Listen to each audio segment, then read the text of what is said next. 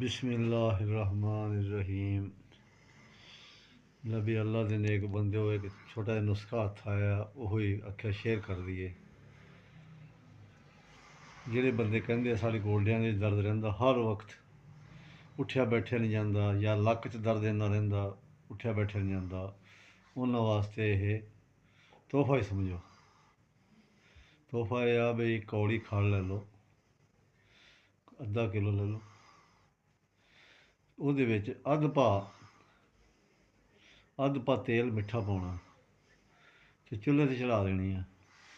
चुल्हे ते चढ़ा के उन्हें खूब पकाउणा, खूब चंगी तरह एक जान हो जाए तेल ते वो एक जान हो जाए। उस तो बाद उसनूं लैके ना ठंडी करके कोसी कोसी गोड्यां ते बन लेनी है। रात नूं बन लेनी है, सुबह खोल देनी है। दूसरे दिन फिर गर्म करके होर ते उसनूं गोड्यां ते बनना, फिर खोल देनी है।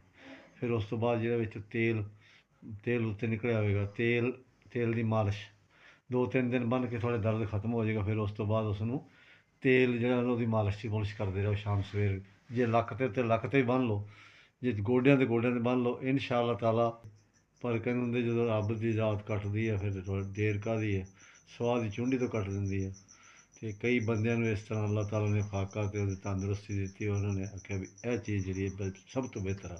असीं दवाइयां खा के जहान दियां दवाइयां खादियां, मैदा भी खराब कर लिया, लेकिन आप छोटे ਜਿਹੇ नुस्खे ने सानूं अल्लाह ने खैर कर दी।